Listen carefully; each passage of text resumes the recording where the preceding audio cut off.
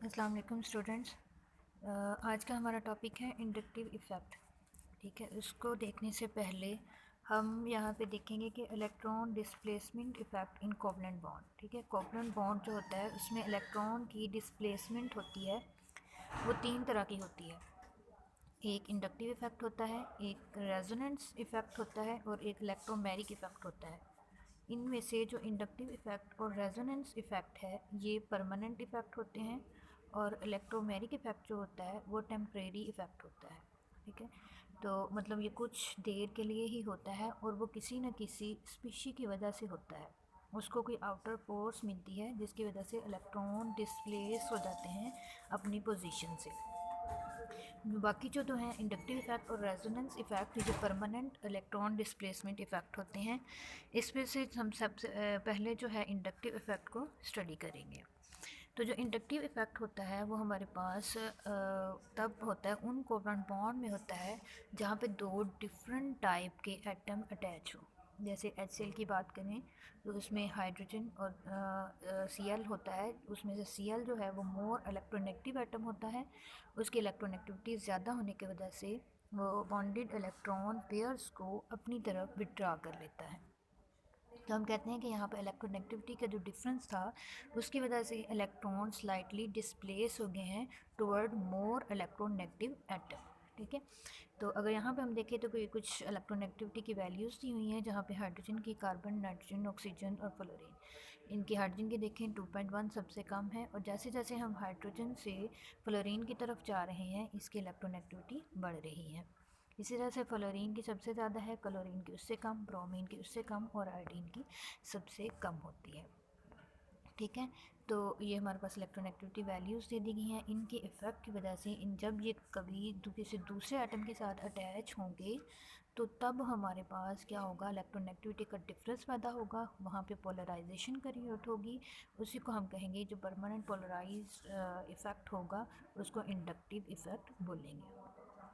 इसको हम डिफ़ाइन इस तरह से करते हैं कि permanent displacement of electron forming a covalent bond toward the more electronegative element और ग्रुप। ठीक है, कि जो इलेक्ट्रॉन की डिस्प्लेसमेंट है कोवलेंट बॉन्ड के दरमियान वो हो जाती है टुवर्ड मोर इलेक्ट्रोनेगेटिव एलिमेंट और ग्रुप। ठीक, इंडक्टिव इफेक्ट को हम रिप्रेजेंट करते हैं एक एरो से, जो कि पॉइंट आउट कर रहा होता है टुवर्ड मोर इलेक्ट्रोनेगेटिव एलिमेंट और ग्रुप ऑफ एलिमेंट।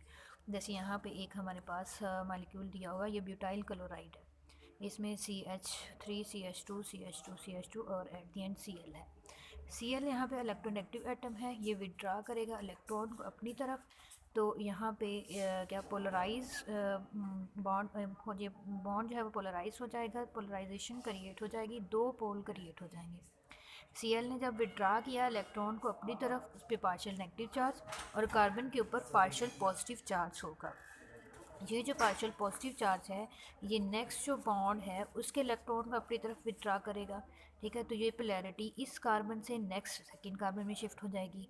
जो सेकेंड कार्बन है ये फिर इस पर भी जब पार्शियल पॉजिटिव चार्ज आ जाएगा तो अपने साथ अटैच जो इलेक्ट्रॉन पेयर्स हैं उनको अपनी तरफ विड्रा कर लेगा। तो ये सेकंड से थर्ड कार्बन पे पोलैरिटी चली जाएगी, थर्ड से फोर्थ पे चली जाएगी। ठीक है, ये देखें Cl का इफ़ेक्ट फर्स्ट कार्बन से फोर्थ कार्बन तक जा रहा है। ये पूरा इन्होंने एरो के साथ शो किया हुआ है। ये पूरा इसकी डायरेक्शन भी एरो की किस साइड पे है, हमारे Cl की तरफ है, क्योंकि ये Cl इनको विड्रा कर रहा है। लेकिन यहाँ पे एक इम्पॉर्टेंट चीज़ ये है कि जो फर्स्ट कार्बन है इस पे इस Cl का सबसे ज़्यादा इफ़ेक्ट होता है, क्योंकि ये इस Cl के साथ डायरेक्टली अटैच है। जैसे जैसे कार्बन जो है इनका डिस्टेंस इंक्रीज़ होता जा रहा है Cl से, तो इनके ऊपर जो पॉजिटिव चार्ज इलेक्ट्रॉन की डेफिशिएंसी है वो कम होती जाएगी। ठीक है, as compared to first carbon. पहले कार्बन पे सबसे ज़्यादा, उससे नेक्स्ट पे उससे कम, थर्ड वाले पे उससे भी कम, और फोर्थ वाले पे सबसे कम होगी ये डेफिशिएंसी। ठीक है, तो ये होगा हमारे पास इंडक्टिव इफेक्ट। इसी तरह से नेक्स्ट हमारे पास एक दिया हुआ है 1-क्लोरोब्यूटेन, ये सेम वही है, उसमें दिया हुआ है, उसी को दिखाया हुआ है अगेन। ठीक है, ये इसके एरो की डायरेक्शन भी चेक करें तो ये Cl की तरफ है। कह रहे हैं कि CCl बॉन्ड इस पोलर कोवलेंट बॉन्ड होता है क्योंकि उसमें इलेक्ट्रोनेगेटिविटी का डिफरेंस है, जिसकी वजह से Cl विड्रा कर लेगा, उस पे दो पोल क्रिएट हो जाते हैं और वो पोलर कंपाउंड होगा, हमारे पास पोलर कोवलेंट बॉन्ड होगा। This polarization result in partial positive charge on carbon 1 and partial negative charge on chlorine. Chlorine पे पार्शियल नेगेटिव चार्ज होगा क्योंकि उसने इलेक्ट्रॉन को विड्रा कर लिया है, उस पर इलेक्ट्रॉन डेंसिटी ज़रा एक्सेस हो जाएगी और कार्बन के ऊपर और इलेक्ट्रॉन डेंसिटी डिक्रीज़ हो जाती है, जिसकी वजह से उसके ऊपर पार्शियल पॉजिटिव चार्ज होगा। Shift of electron density is shown by an arrow at that point from positive to negative end of the polar bond. Arrow की डायरेक्शन को चेक करें तो पॉजिटिव पोल से नेगेटिव पोल की तरफ होती है, जैसे हमने डायपोल मोमेंट में देखा था। ठीक है, next in turn carbon 1 draws some positive charge toward it from the adjacent carbon bond. कि जैसे ही Cl ने पार्शियल पॉजिटिव चार्ज उस पर डिवेल्प किया फर्स्ट कार्बन पे, उसने क्या करना है, अपना जो पोलराइजेशन है वो नेक्स्ट कार्बन पे शिफ्ट करनी है, उस नेक्स्ट ने फिर थर्ड कार्बन पे शिफ्ट करनी है और थर्ड ने फोर्थ पे। तो ये यहाँ तक इसका इफेक्ट जाएगा, लेकिन जैसे जैसे डिस्टेंस बढ़ता जा रहा है इसका इफेक्ट डिक्रीज होगा। Such polarization of bond caused by the polarization for adjacent sigma bond is called inductive effect। ये जो सिग्मा बॉन्ड से एक सिग्मा बॉन्ड से नेक्स्ट सिग्मा बॉन्ड तक जो पोलराइजेशन ट्रांसफ़र हो रही है, इसको हम इंडक्टिव इफेक्ट बोलते हैं।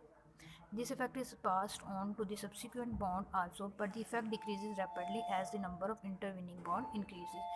ये वही सेम वही चीज़ है कि जैसे जैसे डिस्टेंस बढ़ता जाएगा इसका इफेक्ट जो है वो डिक्रीज होता जाएगा। इसके इंडक्टिव इफेक्ट में दो कह रहा है कि inductive effect is related to ability of substituent to either withdraw और donate electron density to attach to carbon. जहाँ पे भी कोई एटम अटैच है वहाँ पे जो सब्स्टिट्यूएंट अटैच है उस सब्स्टिट्यूएंट की जो एबिलिटी होगी कि वो इलेक्ट्रॉन को विड्रा कर रहा है या इलेक्ट्रॉन को डोनेट कर रहा है, ये इस बेस पे डिपेंड करती हैं। जो इसकी दो टाइप्स होती हैं, एक टाइप होती है कि इलेक्ट्रॉन विड्राइंग ग्रुप और एक होती है इलेक्ट्रॉन डोनेटिंग ग्रुप। ये मुख्तलिफ तरह के सब्स्टिट्यूएंट होते हैं, डिफरेंट सब्स्टिट्यूएंट होंगे तो डिफरेंट टाइप का उनका बिहेवियर होगा। हमारे पास कुछ ग्रुप ऐसे होते हैं जिनका इलेक्ट्रॉन रिलीजिंग ग्रुप होते हैं, जो कि इलेक्ट्रॉन डोनेटिंग ग्रुप होते हैं। वो इलेक्ट्रॉन को डोनेट करते हैं अदर एटम की तरफ। ठीक है, जैसे हम इलेक्ट्रोनेगेटिव एटम में तो देखते हैं ना कि वो विड्रा करते हैं इलेक्ट्रॉन, तो ये विड्रा के बिल्कुल अपोजिट में कर लें कि ये कुछ ऐसे सब्स्टिट्यूएंट होंगे कि ये डोनेट करेंगे जो उनके साथ एटम अटैच होगा। इनकी एग्जांपल कुछ दी हुई है, मिथाइल ग्रुप होता है, जैसे इथाइल ग्रुप हो गया, ये सारे इलेक्ट्रॉन रिलीजिंग ग्रुप हैं, इनको इलेक्ट्रॉन डोनेटिंग ग्रुप भी कहेंगे और इनको हम कहते हैं पॉजिटिव इंडक्टिव इफ़ेक्ट, क्योंकि ये इलेक्ट्रॉन को डोनेट कर रहे हैं, इसलिए हम इसको पॉजिटिव इंडक्टिव इफ़ेक्ट कहते हैं। सिमिलरली कुछ यहाँ पे इलेक्ट्रॉन विड्राइंग ग्रुप की एग्जांपल्स दी गई हैं, जिसमें एक्स जो है हेलोजेंस होते हैं, जिनमें फ्लोरीन, क्लोरीन, ब्रोमीन और आयोडीन आ जाती हैं। ये क्या करेंगे, इलेक्ट्रॉन को विड्रा करेंगे। अगेन ये इलेक्ट्रॉन नेगेटिव एटम है तो इसलिए क्या करेंगे, ये इलेक्ट्रॉन को विड्रा करेंगे। नेक्स्ट हमारे पास एक नाइट्रो ग्रुप है, एक सियानो ग्रुप है, ये सारे के सारे विड्राइंग इफेक्ट रखते हैं और हम कहते हैं कि इनका नेगेटिव इंडक्टिव इफेक्ट होगा। एक पॉजिटिव इंडक्टिव इफेक्ट होता है और एक नेगेटिव इंडक्टिव इफेक्ट होता है। जो पॉजिटिव इंडक्टिव इफेक्ट वाले ग्रुप होंगे वो ग्रुप होंगे जो कि इलेक्ट्रॉन डेंसिटी को डोनेट करेंगे, इलेक्ट्रॉन्स को डोनेट करेंगे अदर एटम्स को। ठीक है, और जो नेगेटिव इंडक्टिव इफेक्ट जिनका होगा वो इलेक्ट्रॉन्स को विड्रा करेंगे अपनी तरफ। ठीक है, तो ये एग्जांपल कुछ दी हुई हैं ऊपर, मिथाइल, इथाइल वगैरह इलेक्ट्रॉन रिलीजिंग ग्रुप हैं, हेलोजेंस हो गए, नाइट्रो हो गए, सियानो ग्रुप, ये पूरे सारे क्या होंगे, इलेक्ट्रॉन विड्राइंग ग्रुप होंगे। ये किस तरह से हो सकता है कि अगर हमारे पास जैसे कोई इलेक्ट्रॉन रिलीजिंग ग्रुप अटैच है तो तब क्या होगा, और इलेक्ट्रॉन विड्राइंग ग्रुप अटैच है तो तब क्या होगा। वो कह रहा है कि if the substituent Y bonded to carbon atom is electron releasing then Y atom acquire positive charge and such inductive effect is termed as positive inductive effect. ठीक है, ये देखें, ये y है, एक सब्स्टिट्यूएंट उसको कंसीडर कर रहा है, ये इक्वेशन में जो दिया हुआ है, ये y क्या है, इलेक्ट्रॉन रिलीजिंग ग्रुप है, ये इलेक्ट्रॉन को डोनेट कर रहा है इस कार्बन को, कार्बन इसके साथ अटैच है। एरो की डायरेक्शन चेक करें तो y से कार्बन की तरफ इलेक्ट्रॉन डेंसिटी शिफ्ट हो रही है, तो हम कहते हैं कि y का जो बिहेवियर है वो इलेक्ट्रॉन रिलीजिंग है, ये इलेक्ट्रॉन डोनेट कर रहा है कार्बन पे। ठीक है, तो जब ये कार्बन को डोनेट कर रहा है तो खुद के ऊपर पार्शियल पॉजिटिव चार्ज आ जाएगा और कार्बन के ऊपर पार्शियल नेगेटिव चार्ज आ जाएगा। If the substituent X bonded to carbon atom is electron withdrawing, then Y atom acquire negative charge and such inductive effect is termed as negative inductive effect.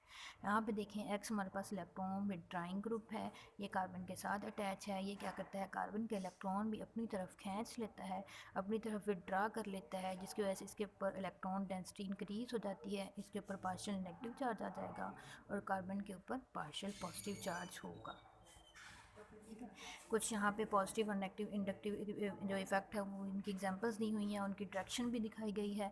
Bond polarise हो जाता है, वो कह रहे हैं bond polarization and inductive effect. Negative inductive effect में ये देखो ये सारे हैलोजेंस हैं, फ्लोरो क्लोरो और ये ऑक्सीजन, ये भी इसकी भी होता है इलेक्ट्रोनेगेटिव एटम है। तो जो भी इलेक्ट्रोनेगेटिव एटम जब किसी के साथ अटैच होंगे वो क्या करेंगे, विड्रा करेंगे अपनी तरफ इलेक्ट्रॉन्स को, जिसकी वजह से इनके ऊपर पार्शियल नेगेटिव चार्ज और दूसरे के ऊपर पार्शियल पॉजिटिव चार्ज। चूँकि ये विड्रा कर रहे हैं इसलिए हम कहते हैं कि ये नेगेटिव इंडक्टिव इफेक्ट है इनका।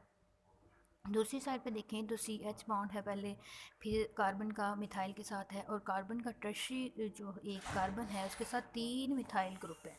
अब मिथाइल ग्रुप जो होता है हमने पढ़ा है कि वो पॉजिटिव इंडक्टिव इफेक्ट होता है, ये इलेक्ट्रॉन को डोनेट करता है। ठीक है, तो पहले देखें हाइड्रोजन जो है कार्बन के साथ अटैच है, हाइड्रोजन का भी पॉजिटिव इंडक्टिव इफेक्ट होता है, ये इलेक्ट्रॉन को डोनेट करता है। ठीक है, जब ये डोनेट करेगा तो इनके ऊपर इलेक्ट्रॉन डेंसिटी इंक्रीज़ हो जाएगी, कार्बन के ऊपर इलेक्ट्रॉन डेंसिटी इंक्रीज़ हो जाएगी तो कार्बन के ऊपर पार्शियल नेगेटिव चार्ज और हाइड्रोजन के ऊपर partial positive charge. Similarly carbon जब मिथाइल के साथ बॉन्ड बना रहा है तो मिथाइल का भी डोनेटिंग इफ़ेक्ट होता है, इसका भी पॉजिटिव इंडक्टिव इफ़ेक्ट होता है, ये अपने इलेक्ट्रॉन्स जो है ये डोनेट करेगा जो इसके साथ अटैच्ड कार्बन है उसको, तो उस कार्बन पे पार्शियल नेगेटिव चार्ज और जो मिथाइल ग्रुप है उसके ऊपर पार्शियल पॉजिटिव चार्ज आ जाएगा। ठीक है, इसी तरह से थर्ड जो है उसके साथ एक कार्बन के साथ जो कार्बन अटैच है उसके साथ तीन मिथाइल ग्रुप है। अब एक मिथाइल ग्रुप है वो भी डोनेट कर रहा है, जब 3 मिथाइल ग्रुप हो जाएंगे तो उनमें इलेक्ट्रॉन डेंसिटी या इलेक्ट्रॉन डोनेट ज़्यादा एबिलिटी जो होगी वो ज़्यादा होगी as compared to single methyl group. ठीक है, 3 मिथाइल ग्रुप यहाँ पे इलेक्ट्रॉन डोनेट कर रहे हैं तो क्या होगा, इसके ऊपर इलेक्ट्रॉन डेंसिटी बहुत ज़्यादा होगी, तो जो डोनेट कर रहा है उस पर पार्शियल पॉजिटिव चार्ज आ जाएगा और जो एक्सेप्ट कर रहा है उसके ऊपर पार्शियल नेगेटिव चार्ज आ जाएगा। ये दोनों हमारे पास पॉजिटिव इंडक्टिव इफेक्ट और नेगेटिव इंडक्टिव इफेक्ट की कुछ एग्जांपल्स थी।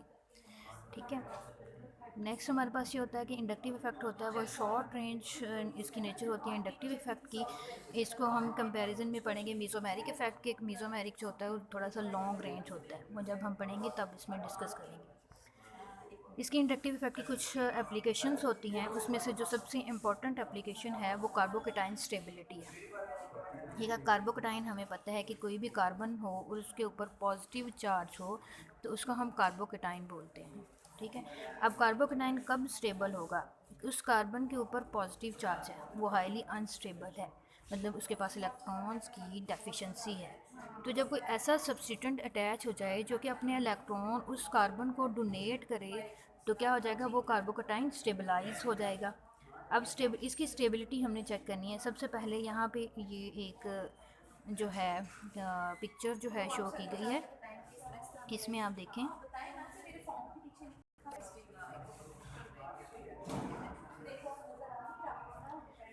तो इसमें ये हमारे पास एक पिक्चर दिखाई गई है जिसमें p ऑर्बिटल जो है ड्रा किया गया है। जब ये p ऑर्बिटल ड्रा किया गया है इसमें तो ये देखिए पॉजिटिव चार्ज, ये कार्बोकेटाइन दिखाया गया है, इसके साथ तीनों की तीनों हाइड्रोजन अटैच है, मतलब ये मिथाइल ग्रुप है एक। ठीक है, उसके साथ देखिए प्राइमरी कार्बोकेटाइन, सेकेंडरी कार्बोकेटाइन और टर्शियरी कार्बोकेटाइन। प्राइमरी में हमारे पास क्या है, दोनों के दोनों ये सारे के सारे क्या हैं, हाइड्रोजन है और एक ही कार्बन अटैच है। सेकेंडरी में देखें तो दो दो कार्बन अटैच है हमारे पास। टर्शियरी में देखें तो तीनों की तीनों कार्बन अटैच है। कार्बन हमारे पास मिथाइल ग्रुप होगा, ये जब मिथाइल ग्रुप अटैच होते जाएंगे वो इलेक्ट्रॉन डोनेटिंग एबिलिटी रखते हैं तो इस पॉजिटिव चार्ज को स्टेबलाइज कर देंगे। ठीक है, यहाँ पे सिर्फ एक कार्बन था वो इसको स्टेबलाइज तो कर रहा था, लेकिन जब दो कार्बन आ जाएंगे तो क्या करेंगे, वो उसके मुकाबले में उसकी स्टेबिलिटी को और बढ़ा देंगे। जब टर्शियरी की बात करेंगे तो 3 मिथाइल ग्रुप आ जाएंगे, वो इसकी स्टेबिलिटी को 3 टाइम्स इंक्रीज़ कर देंगे। ठीक है, तो यहाँ तक हमारे पास क्या हो गया कि कार्बोकेटाइन की जो स्टेबिलिटी होती है वो किस तरह से होती है। जो इंडक्टिवली जो डोनेट कर रहा होता है, इसका डोनेटिंग इफेक्ट है, तो वो क्या कर देता है, पॉजिटिव चार्ज को स्टेबलाइज कर देता है। The more carbon adjacent to cation side the more stable is the cation, because carbon release electron density better than hydrogen. अब वो कह रहा है कि जैसे जितने ज़्यादा कार्बन अटैच होंगे उस कार्बोकेटाइन के साथ, उतने ज़्यादा उसको स्टेबलाइज करता जाएगा, क्योंकि उस पर इलेक्ट्रॉन डेंसिटी इंक्रीज़ हो रही है। ठीक है। नेक्स्ट इसमें एक एसिडिटी का फैक्टर आ जाता है कि इंडक्टिव इफेक्ट जहाँ पे होगा वहाँ पे एसिडिटी इंक्रीज़ हो जाती है, लेकिन सिर्फ नेगेटिव इंडक्टिव इफेक्ट के केस में। पॉजिटिव इंडक्टिव इफेक्ट जब होगा तो वहाँ पे इलेक्ट्रॉन डेंसिटी डिक्रीज़ होगी। जैसे ये हमारे पास एग्जांपल दी हुई है प्रोपाइल क्लोराइड की, तो Cl हाईली इलेक्ट्रोनेगेटिव एटम है, ये इलेक्ट्रॉन को विड्रा करेगा, इसके ऊपर पार्शियल नेगेटिव चार्ज और कार्बन के ऊपर पार्शियल पॉजिटिव चार्ज। अब इसके ऊपर पार्शियल पॉजिटिव चार्ज है और उससे नेक्स्ट कार्बन पे भी पार्शियल पॉजिटिव चार्ज है, उससे जो थर्ड कार्बन है उसके ऊपर भी पार्शियल पॉजिटिव चार्ज है। जैसे जैसे यहाँ पे इनके चार्ज को देखें, डिस्टेंस बढ़ता जा रहा है, तो इसके ऊपर पार्शियल पॉजिटिव चार्ज, इसकी इलेक्ट्रॉन डेंसिटी है, वो थोड़ी सी इनमें फ़र्क आता जाएगा। जो डायरेक्टली अटैच कार्बन है Cl के साथ, उस पर सबसे ज़्यादा पॉजिटिव चार्ज होगा। जहाँ पे कहीं पॉजिटिव चार्ज आ जाता है तो वहाँ से प्रोटॉन को लीव करना आसान हो जाता है। और एसिड हम वही पढ़ते हैं, एसिड की डेफिनेशन को देखें तो हम कहते हैं कि एसिड वो होता है जो प्रोटॉन डोनेट करता है, प्रोटॉन रिलीज़ करता है। जहाँ से प्रोटॉन इजीली रिलीज़ हो सकेगा वो मोर स्ट्रॉन्गर एसिड होगा, और जिस जगह पे पॉजिटिव चार्ज जा रहा हो हम कहते हैं कि वहाँ से प्रोटॉन इजीली रिमूव हो जाता है, क्योंकि प्रोटॉन ने अपने दोनों इलेक्ट्रॉन वहाँ पे छोड़ के जाने होते हैं। ठीक है। तो जब वो अपने दोनों इलेक्ट्रॉन वहाँ पे छोड़ जाएगा और ख़ुद H पॉजिटिव की फॉर्म में वहाँ से निकल जाएगा, तो वो क्या होगा, एसिड कहलाएगा। लेकिन जैसे जैसे जितना पॉजिटिव चार्ज कहीं पे होगा उतनी ही जल्दी प्रोटॉन लीव कर सकेगा और वो मोर स्ट्रॉन्गर एसिड होगा। तो हम कहते हैं कि नेगेटिव इंडक्टिव इफेक्ट जो है वो एसिडिटी की स्ट्रेंथ को बढ़ाता है, वो इंक्रीज़ करता है। जबकि पॉजिटिव इंडक्टिव इफेक्ट होता है जहाँ पे होगा वहाँ पे एसिड स्ट्रेंथ डिक्रीज़ होगी। ठीक है, डिस्कस कर चुके हैं, ये इसका स्ट्रक्चर दिखाया गया है, ये हम सारा देख चुके हैं। ये positive inductive effect, negative inductive effect की टाइप्स थी, इनको भी हमने देख लिया था। ये वाली जो है पॉजिटिव इंडक्टिव ये इफेक्ट है, और इसके साथ हमारे पास यहीं पे नेगेटिव इंडक्टिव इफेक्ट भी है। ठीक है। नेक्स्ट इसकी है कि क्रिएशन ऑफ डाइपोल मूवमेंट होता है। इसमें डाइपोल मूवमेंट क्रिएट हो सकता है। वो तो हमें पता है कि जहाँ पे भी नेगेटिव इंडक्टिव इफेक्ट होगा, इलेक्ट्रॉन विड्रॉ होंगे, वहाँ पे डाइपोल्स क्रिएट हो जाएंगे। तो ये सारा हम डाइपोल मूवमेंट में पढ़ चुके हैं। कार्बोक्सिलिक एसिड की एसिडिटी को हम जनरल डिस्कस कर चुके हैं कि जहाँ पे नेगेटिव इंडक्टिव इफेक्ट होगा वहाँ पे एसिडिक स्ट्रेंथ उसकी इंक्रीज़ हो जाएगी। यहाँ पे देखें तो एक फॉर्मिक एसिड की एग्जांपल दी गई है और एक कार्बोक्सिलिक एसिड की एग्जांपल दी गई है। ठीक है। इसमें एक फॉर्मिक एसिड, ये हमारे पास क्या है, एस्टिक एसिड है, और ये हमारे पास एक क्लोरो एस्टिक एसिड, दो इसकी एग्जांपल दी गई है। एस्टिक एसिड में अगर हम देखें तो ये हमारे पास क्या है, कार्बोक्साइल ग्रुप है। ये कार्बोक्साइल, इसमें भी कार्बोक्साइल ग्रुप है। ठीक है, कार्बोक्साइल। अब देखें यहाँ पे हमारे पास एक मिथाइल ग्रुप अटैच है इस कार्बोक्साइल के साथ। यहाँ पे देखें तो मिथाइल के साथ नेक्स्ट Cl अटैच है। ये मिथाइल ग्रुप क्या होता है, इलेक्ट्रॉन डोनेटिंग एबिलिटी रखता है। जब ये इलेक्ट्रॉन डोनेटिंग एबिलिटी रखता है तो ये मिथाइल ग्रुप यहाँ पे अपने इलेक्ट्रॉन डेंसिटी शिफ्ट करेगा इस साइड पे। ठीक है, मतलब एरो की डायरेक्शन इस तरह से होगी, ये इस तरह से हम एरो लगाते जाएंगे इस तरह से। ठीक है, अब इलेक्ट्रॉन डेंसिटी इसकी तरफ बढ़ रही है, मतलब पॉजिटिव इंडक्टिव इफेक्ट है, और हमने कहा है कि पॉजिटिव इंडक्टिव इफेक्ट जहाँ पे होगा वहाँ पे एस्टिक स्ट्रेंथ डिक्रीज हो जाती है। ठीक है। सेकंड, अगर हम क्लोरो एस्टिक एसिड की बात करें तो वहाँ पे क्या है, हमारे पास Cl की तरफ विड्रा कर रहे हैं इलेक्ट्रॉन, Cl इलेक्ट्रॉन को विड्रा कर रही है। तो उस ये वाला जो प्रोटॉन है, ये वाला जो प्रोटॉन है, इस तक हमारी इलेक्ट्रॉन डेंसिटी डिक्रीज़ हो रही है। इलेक्ट्रॉन डेंसिटी जब यहाँ पे डिक्रीज़ होगी तो इस प्रोटॉन को यहाँ से लीव करना आसान होगा, ये इजीली लीव कर जाएगा। तो हम कहेंगे कि मोर स्ट्रॉन्गर एसिड है, chloro acetic acid more stronger acid होगा देन एस्टिक एसिड के। ठीक है। सिमिलरली यहाँ पे एक एसिटिक एसिड की ही एग्जांपल दी गई है, लेकिन सबसे पहले देखें तो 3 Cl अटैच हैं, उसके बाद 2 Cl अटैच हैं, उसके बाद सिंगल Cl, उसके बाद सिंपल एसिटिक एसिड। तो जैसे जैसे Cl इंक्रीज़ होते जा रहे हैं वहाँ पे मोर नेगेटिव इंडक्टिव इफेक्ट होगा, उसके ज़्यादा इंडक्टिव इफेक्ट होने की वजह से उनकी एसिटिक स्ट्रेंथ इंक्रीज़ हो जाएगी। ठीक है, ये इसकी कुछ एप्लीकेशंस थी। इसके अलावा इसकी एक न्यूक्लियोफिलिक एडिशन भी हमारे पास होती है। उसमें क्या होता है कि न्यूक्लियोफाइल ने अटैक करना होता है। न्यूक्लियोफाइल न्यूक्लियस लविंग, मतलब उसके ऊपर नेगेटिव चार्ज होता है। नेगेटिव चार्ज होगा तो उसने उस स्पीशी पे ऊपर जाके अटैक करना है जो कि हाईली पॉजिटिव होगी। और हाईली पॉजिटिव कहाँ पे होगी? जहाँ पे नेगेटिव इंडक्टिव इफेक्ट होगा। यहाँ पे कुछ एग्जांपल दी गई हैं, जैसे ट्राइक्लोरो फॉर्मेल्डिहाइड, सिंपल फॉर्मेल्डिहाइड, फिर एसिटाल्डिहाइड और उसके बाद कीटोन की। देखिए ट्राइक्लोरो एसिटाल्डिहाइड में हमारे पास 3 Cl है, यहाँ पे मोर इंडक्टिव इफेक्ट है, नेगेटिव इंडक्टिव इफेक्ट है देन सिंपल जो फॉर्मेल्डिहाइड है।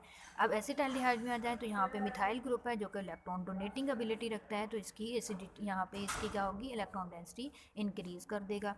कीटोन में दो मिथाइल ग्रुप हैं तो वो क्या कर देंगे? इलेक्ट्रॉन डेंसिटी को और इंक्रीज़ कर देंगे।